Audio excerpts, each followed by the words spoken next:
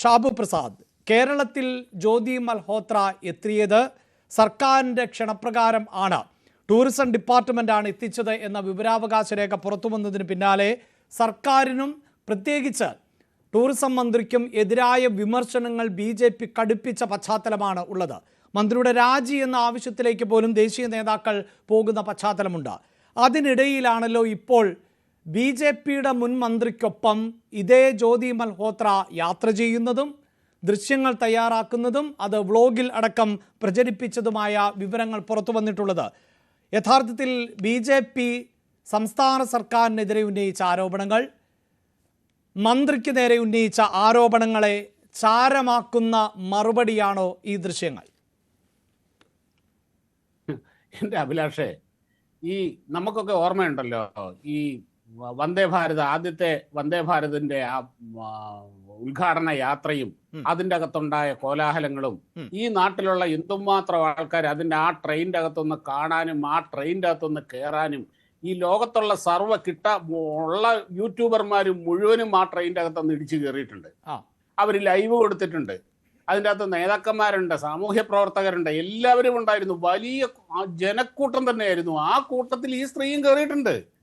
ഈ സ്ത്രീ എങ്ങനെയാണ് കേരളത്തിലെത്തിയത്? അവർ സർക്കാരിന്റെ അതിഥിയായിട്ടാണ് എത്തിയത്. സർക്കാർ ക്ഷണിച്ചു വരുത്തിയതാണ് എത്തിയത്. അതിൻ്റെ അകത്ത് ഒരു VVIP യാത്രക്കാരനായിട്ട് കേന്ദ്രമന്ത്രി ഉണ്ടായിരുന്നു. ആ കേന്ദ്രമന്ത്രി എടുത്തിരുന്ന എങ്ങനെയുണ്ട് യാത്ര, അപ്പിടി ഇപ്പിടി ചോദിച്ചപ്പോൾ അദ്ദേഹം സ്വാഭാവികമായിട്ട് അതിന് മറുപടിയും പറഞ്ഞു. നിങ്ങളുടെ ഈ ദൃശ്യങ്ങളിൽ തന്നെ ഇത് വ്യക്തമല്ലേ? ആ സമയത്ത് ആരോട് ചോദിച്ചാലും, ഇപ്പൊ എങ്ങനെ ചോദിച്ചാലും അങ്ങനെയൊക്കെ തന്നെയല്ലേ അതിന്റെ മറുപടി ഉണ്ടാവുക. അല്ലാതെ വി മുരളീധരൻ അവരെ ഒറ്റയ്ക്ക് അല്ലെങ്കിൽ എവിടെയെങ്കിലും വെച്ച് കണ്ട് അവരുമായിട്ട് ഇന്റർവ്യൂ നടത്തി അല്ലെങ്കിൽ അവരുമായിട്ട് ആ രീതിയിലുള്ള ഇന്ററാക്ഷൻ നടത്തിയെങ്കിൽ നിങ്ങൾ ചോദിക്കുന്നതിൻ്റെ അകത്തൊരു സാങ്കത്യം ഉണ്ടെന്ന് പറയാം. വലിയ ഒരു ആഘോഷ പരിപാടി, ഒരു ഉദ്ഘാടന പരിപാടി, അതിൻ്റെ അകത്തെ ആയിരക്കണക്കിന് ജനങ്ങളിൽ ഒരാളായിട്ട് ഈ സ്ത്രീയും കയറി. അതിൻ്റെ അകത്തെ ഒരു VIP യാത്രക്കാരനായിട്ട് കേന്ദ്രമന്ത്രി ഉണ്ടായിരുന്നു. ആ കേന്ദ്രമന്ത്രിയെ എടുത്ത് അങ്ങനെ ചെന്ന് ചോദിച്ചപ്പോൾ അദ്ദേഹം ഒരു പ്രതികരണം പറഞ്ഞു. ശരി, എന്നാൽ എങ്ങനെയാണ് ഈ സ്ത്രീ കേരളത്തിലെത്തിയത്? അവരെങ്ങനെയാണ് ഈ ആദ്യ ട്രെയിനിൽ കയറാനുള്ള സാഹചര്യം? അവിടെയാണ് സ്വാഭാവികമായും സംശയങ്ങൾ ഉണ്ടാകുന്നത്. അതായത് 2023 ഏപ്രിൽ 25-നാണ് വന്ദേ ഭാരതിന്റെ ഉദ്ഘാടന സർവീസ് നടക്കുന്നത്, ആദ്യ യാത്ര നടക്കുന്നത്. അവിടെ തന്നെയാണ് ഈ പ്രശ്നം. 2023 ഉദ്ഘാടനത്തിന് ആരാണ് ക്ഷണിച്ചത് എന്നതിന് അന്ന് മന്ത്രിയായിരുന്ന വി മുരളീധരൻ പറയുന്നുണ്ട്. താൻ ക്ഷണിച്ചിട്ടില്ല എന്നുള്ളതാണ് അദ്ദേഹത്തിന്റെ പ്രതികരണം. അതിനപ്പുറത്ത് ഇങ്ങനെയൊരാൾ, അതായത് VVIPകൾ, താങ്കൾ തന്നെ സൂചിപ്പിച്ചു, VVIPകൾ ഉൾപ്പെടെയുള്ളവർ യാത്ര ചെയ്യുന്ന ഉദ്ഘാടന ചടങ്ങ്, ആ ഉദ്ഘാടന ചടങ്ങിലേക്ക് ഇത്തരത്തിലൊരു ചാരപ്രവൃത്തിക്ക് പിന്നീട് അറസ്റ്റിലാകുന്ന ഒരു സ്ത്രീ എത്തിയെങ്കിൽ അവരെ നിരീക്ഷിക്കേണ്ടതും മോണിറ്റർ ചെയ്യേണ്ടതുമെല്ലാം കേന്ദ്ര സർക്കാർ സംവിധാനങ്ങളായിരുന്നു. അപ്പോൾ അങ്ങനെ ഒരു നിരീക്ഷണ കണ്ണുകളും അന്നുണ്ടായിരുന്നില്ല എന്നത് വ്യക്തമാണല്ലോ ശ്രീ ഷാബു പ്രസാദ്. അഭിലാഷേ, ആ വന്ദേ ഭാരതിന്റെ ആദ്യ യാത്രയിൽ ഇന്ന് കണ്ണൂർ വരെ ഞാനും യാത്ര ചെയ്തതാണ്. ആൾക്കാർ ഒരിടത്തൊന്നും അടങ്ങിയിരിക്കുകയല്ല. ആ ട്രെയിനിന്റെ അകത്തൂടെ അങ്ങനെ അങ്ങോട്ട് നടക്കുന്നു. നിങ്ങളൊക്കെ ഉണ്ടാവുമല്ലോ, നിങ്ങൾക്ക് അറിയാമല്ലോ സംഭവം എന്താണെന്ന്, എങ്ങനെയാണെന്നുള്ളത് ആ കാര്യങ്ങൾ അറിയാമല്ലോ. ഇന്ന് ഈ പറഞ്ഞ പോലെ കേന്ദ്ര സർക്കാരിന്റെ അല്ലെങ്കിൽ ഈ സർവിലൻസ് ലിസ്റ്റില് ഒരുപാട് ആൾക്കാരുണ്ട്, ഒരുപാട് ആൾക്കാരുണ്ട്. സംശയമുള്ളവരെ, ഇല്ലാത്തവരെ, അങ്ങനെയുള്ളവര്, അങ്ങനെ ഓരോരുത്തരെയും ഇന്നയാളെന്നും പറഞ്ഞുകൊണ്ട് നാടുകളെയൊന്നും അറിയിക്കാൻ അവർക്ക് കഴിയില്ല. അത് അന്വേഷിക്കേണ്ടത് താങ്കൾ ആ യാത്രയിൽ ഉണ്ടായിരുന്നു എന്ന് പറയുന്നത് കൊണ്ടാണ് ഞാൻ സംശയം ഉന്നയിക്കുന്നത്. താങ്കൾ അത് എങ്ങനെയാണ് ആ യാത്രയുടെ ഭാഗമായത് എന്നൊന്ന് പറയാമോ? അല്ല, എനിക്ക് പരിചയമുള്ള ഒരു വ്യക്തിയായിരുന്നു. ഇവിടെ ഈ കോഴിക്കോട്ടുള്ളായിരുന്നു. കുറച്ച് പാസ് ഉണ്ട്, താങ്കൾക്ക് താല്പര്യമുണ്ടോ? ഞാൻ പറഞ്ഞു പിന്നെ സംശയം എന്താ, എനിക്ക് താല്പര്യമുണ്ട്, എന്നാ വന്നോളൂ. അത്രേ ഉള്ളൂ അതിന്റെ അകത്ത്. അതാണ് ശ്രീ ഷാബു പ്രസാദ്, താങ്കൾ പറഞ്ഞതിൽ വ്യക്തത കുറവൊന്നുമില്ല. താങ്കൾക്ക് ആ പാസ് നൽകിയത് സംസ്ഥാന സർക്കാരിന്റെ പ്രതിനിധിയോ CPIMന്റെ രാഷ്ട്രീയമുള്ള വ്യക്തിയോ അല്ലല്ലോ? ഒന്നുമല്ല. അല്ല, ഞാൻ അതല്ല പറഞ്ഞു, ഇവര് ട്രെയിനിൽ കയറുന്ന അവിടെയാണ്. ശരി, താങ്കൾ അത് സ്ഥിരീകരിക്കുന്നുവെങ്കിൽ എൻ്റെ അടുത്ത സംശയം, താങ്കൾ പറയുന്നത് CPIMന്റെയോ സർക്കാരിൻ്റെയോ പ്രതിനിധികളല്ല എങ്കിൽ പിന്നെ എങ്ങനെയാണ് വന്ദേ ഭാരതിൻ്റെ ഉദ്ഘാടന ദിവസം ജ്യോതി മൽഹോത്ര യാത്ര ചെയ്യുന്നത്? സംസ്ഥാന സർക്കാരിന് ഒരു പങ്കുമില്ല, CPIMന് ഒരു പങ്കുമില്ല എന്ന് വ്യക്തമാകുമ്പോൾ അത് BJP ബെൽറ്റിലൂടെ BJPയുമായി ചേർന്ന് നിൽക്കുന്നവരിലൂടെയാണ് പ്രവേശിക്കാൻ സാധിക്കുന്നത്. അല്ലല്ല, ഇവിടെ എത്രയോ പേര് ഇവിടെ ഈ വന്ദേ ഭാരത് വന്നപ്പോൾ അതിൻ്റെ അകത്ത് യാത്ര ചെയ്യാനും അതിൻ്റെ അകത്ത് അവിടെ നിന്ന് സിന്ദാബാദ് വിളിക്കാനും പോസ്റ്റർ ഒട്ടിക്കാനും ആ. ഈ നാട്ടിലെ എം പിമാരും ഓരോ നാട്ടിലെ ഓരോ സ്ഥലത്തെ എം പിമാരും MLA മാരും ഇത് ഞങ്ങളാണ് കൊണ്ടുവന്നത് ഞങ്ങളുടെ ട്രെയിനാണെന്ന് പറഞ്ഞുകൊണ്ട് എല്ലാ രാഷ്ട്രീയക്കാരും ഉണ്ടായിരുന്നേ. പക്ഷേ അതിൽ യാത്ര ചെയ്തത് താങ്കളടക്കം, ഞാൻ ഇനി കൂടുതലായി ചോദിക്കുന്നില്ല, താങ്കൾക്ക് ആരാണ് പാസ് നൽകിയത് എന്ന് ഞാൻ ചോദിക്കുന്നില്ല. പക്ഷേ അങ്ങനെ പാസ് അടക്കം ലഭിച്ചത് ഏത് വഴിയിലൂടെയാണ്, ഏത് രാഷ്ട്രീയ അനുഭവം താങ്കൾക്ക് അറിയാമല്ലോ. ഇല്ല അഭിലാഷേ, പറയുന്നതൊക്കെ ജ്യോതി മൽഹോത്ര, ഇപ്പൊ വന്ദേ ഭാരതിന്റെ കാര്യം നമുക്ക് പുറകെ വരാം. ഈ ജ്യോതി മൽഹോത്ര കേരളത്തിൽ എത്തിയത് കേരളത്തിന്റെ അതിഥിയായിട്ട് തന്നെയാണല്ലോ. അതെ, കേരളം ക്ഷണിച്ചു കൊണ്ടുവന്ന വ്യക്തിയാണല്ലോ. അതെ, അക്കാര്യത്തിൽ ഒരു സംശയവുമില്ലല്ലോ. അങ്ങനെ കേരളത്തിന്റെ അതിഥിയായി കേരളം ക്ഷണിച്ചു കൊണ്ടുവന്നൊരു വ്യക്തി, അറിയപ്പെടുന്ന വ്ളോഗർ, വലിയ വപ്പിടി ഇപ്പിടി എന്നൊക്കെ പറയുമ്പോൾ സ്വാഭാവികമായിട്ട് അവർക്ക് അതിന്റെ അകത്ത് യാത്ര ചെയ്യണം. ആരെയാണ് സമീപിച്ചത്? അല്ല, അവിടെ താങ്കൾ പറയുന്നിടത്ത് ടെക്നിക്കലി മിസ്റ്റേക്ക് ഉണ്ട്. കാരണം ഞാൻ പറഞ്ഞല്ലോ, 2023 ഏപ്രിൽ 25 വന്ദേ ഭാരതിന്റെ ഉദ്ഘാടനം നടക്കുന്നത്. ആ ഉദ്ഘാടന ചടങ്ങിലാണ് ജ്യോതി മൽഹോത്ര പങ്കെടുത്ത് യാത്ര ചെയ്യുന്നത്. 2024 ജനുവരിയിലാണ് കേരളത്തിന്റെ ക്ഷണമനുസരിച്ച് ജ്യോതി മൽഹോത്ര നമ്മുടെ ടൂറിസം പ്രൊമോഷന് വേണ്ടി എത്തുന്നതും വീഡിയോകൾ തയ്യാറാക്കുന്നതും. അതായത് കേരളത്തിന്റെ അതിഥിയായി എത്തുന്നതിന് മുമ്പാണ് ഈ ചടങ്ങ്. കേരളത്തിന്റെ അതിഥിയായി ടെക്നിക്കലി എത്തുന്നത് ജനുവരിയിലാണ്, സമ്മതിച്ചു, ഒക്കെ ശരി തന്നെ. ആ ഒരു സുപ്രഭാതത്തിൽ ജനുവരി 1 തൊട്ട് മുമ്പ് പെട്ടെന്നൊരു ഇവരെ തെരഞ്ഞെടുത്തതല്ലല്ലോ.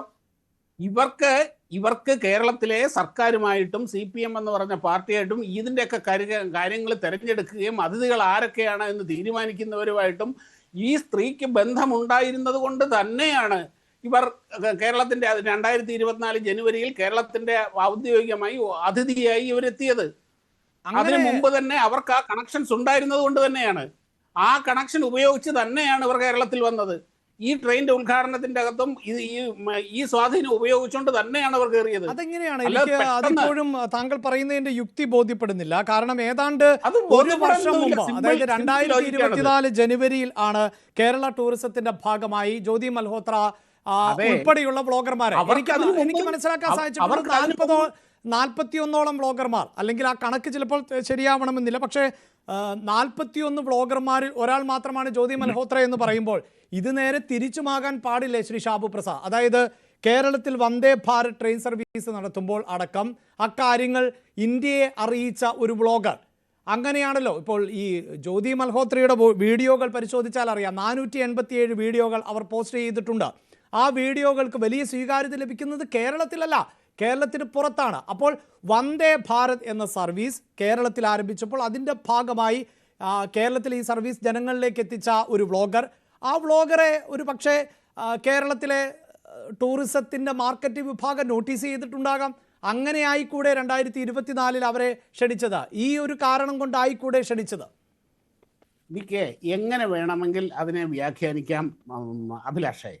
ഇത് ഒരു കാര്യമുണ്ട്, ഇവിടെ കേരളത്തിൽ എന്ത് കാര്യം എങ്ങനെ ചെയ്താലും അടിമുടി രാഷ്ട്രീയത്തിൽ മുങ്ങി രാഷ്ട്രീയ വ്യാഖ്യാനങ്ങളും രാഷ്ട്രീയ താല്പര്യങ്ങളുമുള്ള സംസ്ഥാനമാണ് കേരളം. ഇന്ന് നിങ്ങൾ ഇപ്പോൾ ഈ ചർച്ച ചെയ്യുന്നത് തന്നെ എന്തുകൊണ്ടാണത്?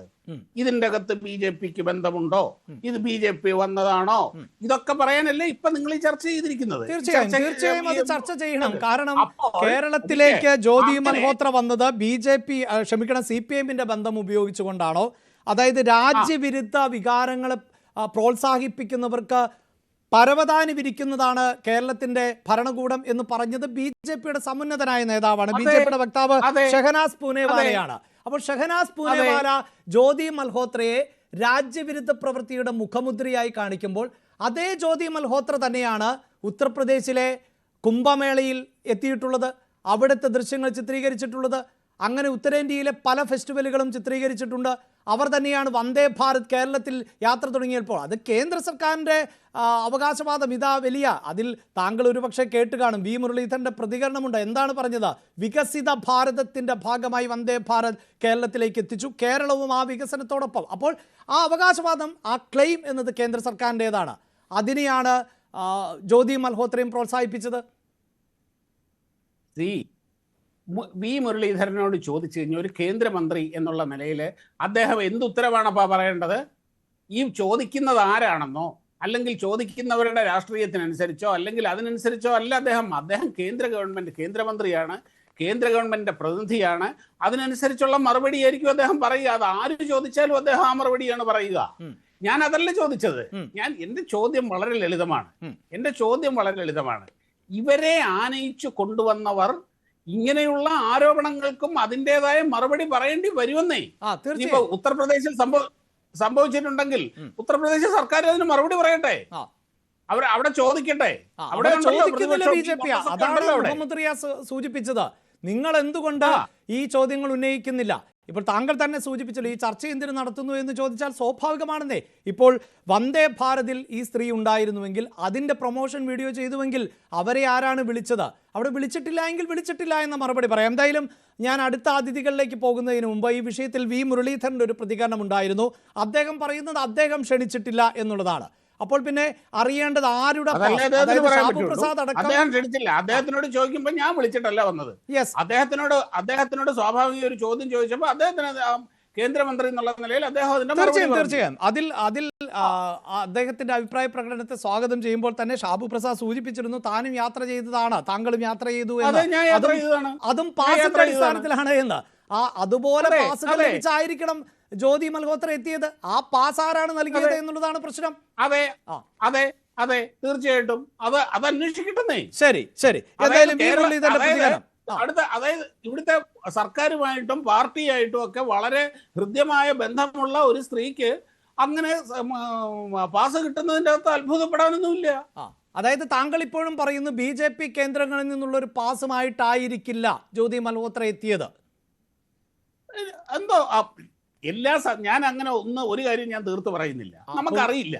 പക്ഷേ കേരളവുമായി നല്ല അടുപ്പമാണ്. കേരളത്തിലെ ബോധപൂർവം പറയുമ്പോൾ ആ ബോധപൂർവമായി മാറ്റി നിർത്താൻ BJPക്ക് ഉത്തരവാദിത്തമുണ്ടല്ലോ ജ്യോതി മൽഹോത്രയെ. ഇല്ല, അത് കഴിഞ്ഞുണ്ടായ കാര്യങ്ങളുമായിട്ട് കാര്യങ്ങൾ ചേർത്ത് വെച്ച് വായിക്കുമ്പോൾ കൂടുതൽ ലോജിക്കായിട്ട് തോന്നുന്നത് അവർ സർക്കാരിന്റെ അതിഥിയായിട്ടും CPM-ന്റെ അതിഥിയായിട്ടും വന്നു എന്ന് തന്നെയാണ്.